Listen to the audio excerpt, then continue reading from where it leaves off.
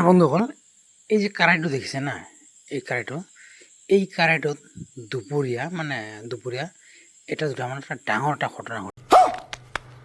বন্ধু বান্ধৱীসকল ইয়াত আজি দুপৰীয়া মানে হাঁহৰ মাংস বনাইছিল তাৰে মানে এই যে আমাৰ চল ৰৈ গৈছিল আচ্ছা ঠিক আছে চিন্তা কৰিলোঁ এইটো মানে কেনেকৈ এইটো মানে একদম ফিনিছ কৰা যায় তাৰপিছতে ৰুটি এখন লৈ লওঁ হা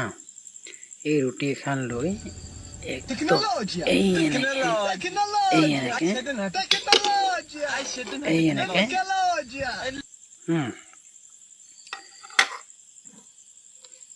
এনেকৈ একদম মানে পূৰা একদম লিপাই কৰি দিলোঁ এইটো চাওক